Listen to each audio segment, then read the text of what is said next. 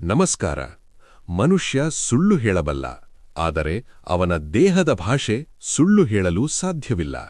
ನಾವು ಮಾತನಾಡುವ ಮೊದಲೇ ನಮ್ಮ ನಡವಳಿಕೆ, ನೋಟ ಮತ್ತು ನಿಲ್ಲುವ ರೀತಿ ನಾವು ಯಾರೆಂದು ಜಗತ್ತಿಗೆ ಸಾರಿ ಹೇಳುತ್ತದೆ. ಆಚಾರ್ಯ ಚಾಣಕ್ಯರು ಹೇಳುತ್ತಾರೆ, ಒಬ್ಬ ಜ್ಞಾನಿಯು ಎದುರಿಗಿರುವವನ ಮುಖದ ಭಾವನೆ ಮತ್ತು ದೃಷ್ಟಿಯನ್ನು ನೋಡಿಯೇ ಅವನ ಮನಸ್ಸಿನಲ್ಲಿ ಏನಿದೆ ಎಂದು ಅರಿಯಬಲ್ಲ. ಯಾರನ್ನು ನಂಬಬೇಕು, ಯಾರು ಸುಳ್ಳು ಹೇಳುತ್ತಿದ್ದಾರೆ, ಯಾರು ನಿಮ್ಮನ್ನು ಗೌರವಿಸುತ್ತಿದ್ದಾರೆ.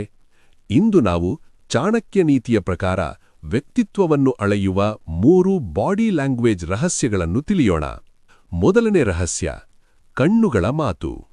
ಚಾಣಕ್ಯರ ಪ್ರಕಾರ ಕಣ್ಣುಗಳು ಮನಸ್ಸಿನ ಕನ್ನಡಿ. ಯಾರು ನಿಮ್ಮ ಕಣ್ಣನ್ನು ನೇರವಾಗಿ ನೋಡಿ ಮಾತನಾಡುತ್ತಾರೋ ಅವರು ಆತ್ಮವಿಶ್ವಾಸ ಮತ್ತು ಪ್ರಾಮಾಣಿಕತೆಯನ್ನು ಹೊಂದಿರುತ್ತಾರೆ.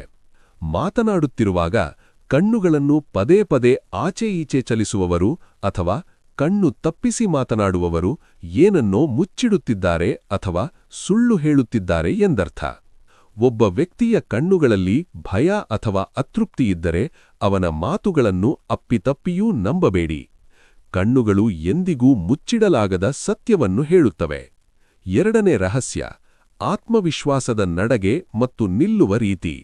ನೀವು ಹೇಗೆ ನಿಲ್ಲುತ್ತೀರಿ ಮತ್ತು ಹೇಗೆ ನಡೆಯುತ್ತೀರಿ ಎಂಬುದು ನಿಮ್ಮ ಅಧಿಕಾರವನ್ನು ತೋರಿಸುತ್ತದೆ. ಚಾಣಕ್ಯನ ಪ್ರಕಾರ ತಲೆ ಎತ್ತಿ ಎದೆಯುಬ್ಬಿಸಿ ನೇರವಾಗಿ ನಡೆಯುವವನು ನಾಯಕನ ಲಕ್ಷಣಗಳನ್ನು ಹೊಂದಿರುತ್ತಾನೆ. ಯಾರು ಸದಾ ತಲೆ ತಗ್ಗಿಸಿ ಅಥವಾ ಹೆಗಲುಗಳನ್ನು ಕುಗ್ಗಿಸಿ ಕುಳಿತುಕೊಳ್ಳುತ್ತಾರೋ ಅವರಲ್ಲಿ ಮಾನಸಿಕ ಶಕ್ತಿ ಕಡಿಮೆಯಿರುತ್ತದೆ ಮತ್ತು ಅವರು ಸುಲಭವಾಗಿ ಇತರರ ಮಾತುಗಳಿಗೆ ಬಲಿಯಾಗುತ್ತಾರೆ. ನಿಮ್ಮ ಹತ್ತಿರ ಹಣವಿಲ್ಲದಿದ್ದರೂ ಪರವಾಗಿಲ್ಲ, ಆದರೆ ನಿಮ್ಮ ಬಾಡಿ ಲ್ಯಾಂಗ್ವೇಜ್ನಲ್ಲಿ ಒಬ್ಬ ಸಾಮ್ರಾಟನ ಲಕ್ಷಣವಿರಲಿ. ಇದು ಎದುರಿಗಿರುವ ಶತ್ರುವನ್ನು ಅರ್ಧದಷ್ಟು ಕುಗ್ಗಿಸುತ್ತದೆ. ಮೂರನೇ ರಹಸ್ಯ, ಕೈಗಳ ಚಲನೆ ಮತ್ತು ಚಂಚಲತೆ. ಮಾತನಾಡುತ್ತಿರುವಾಗ ಕೈಗಳನ್ನು ಅತಿಯಾಗಿ ಆಡಿಸುವುದು ಅಥವಾ ಉಗುರು ಕಚ್ಚುವುದು ಗೊಂದಲ ಮತ್ತು ಅಸ್ಥಿರತೆಯ ಸಂಕೇತ. ಚಾಣಕ್ಯರು ಹೇಳುತ್ತಾರೆ, ಸ್ಥಿರವಾದ ವ್ಯಕ್ತಿತ್ವವು ಸ್ಥಿರವಾದ ದೇಹದ ಚಲನೆಯಿಂದ ಅಳೆಯಲ್ಪಡುತ್ತದೆ.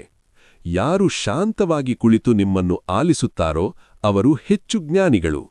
ಅನಗತ್ಯವಾಗಿ ಶರೀರವನ್ನು ಅಲ್ಲಾಡಿಸುವುದು ಅಥವಾ ಅತಿಯಾದ ಸಂಕೋಚ ತೋರಿಸುವುದು ನಿಮ್ಮ ವ್ಯಕ್ತಿತ್ವವನ್ನು ದುರ್ಬಲಗೊಳಿಸುತ್ತದೆ. ನೀವು ಅಸ್ಥಿರವಾಗಿದ್ದರೆ ನಿಮ್ಮ ನಿರ್ಧಾರಗಳು ಅಸ್ಥಿರವಾಗಿರುತ್ತವೆ ಎಂಬುದು ಜಗತ್ತಿಗೆ ತಿಳಿಯುತ್ತದೆ. ಮಾತು ಸೋಲಬಹುದು, ಆದರೆ ವ್ಯಕ್ತಿತ್ವ ಸೋಲಬಾರದು. ನಿಮ್ಮ ದೇಹದ ಭಾಷೆಯನ್ನು ಸರಿಪಡಿಸಿಕೊಳ್ಳಿ, ಆಗ ಜಗತ್ತು ನಿಮ್ಮನ್ನು ಗೌರವದಿಂದ ನೋಡುತ್ತದೆ. ನೀವು ಯಾರನ್ನಾದರೂ ಭೇಟಿಯಾದಾಗ ಮೊದಲು ಏನು ಗಮನಿಸುತ್ತೀರಿ? ಅವರ ಕಣ್ಣುಗಳನ್ನು ಅಥವಾ ಅವರ ನಡಗೆಯನ್ನು? ಕಮೆಂಟ್ನಲ್ಲಿ ತಿಳಿಸಿ. ಜನರನ್ನು ಅರ್ಥಮಾಡಿಕೊಳ್ಳಲು ಕಷ್ಟಪಡುವ ನಿಮ್ಮ ಗೆಳೆಯರಿಗೆ ಈ ವಿಡಿಯೋ ಶೇರ್ ಮಾಡಿ. ಸಬ್ಸ್ಕ್ರೈಬ್ ಮಾಡಲು ಮರೆಯಬೇಡಿ. ಜಾಗರೂಕರಾಗಿರಿ.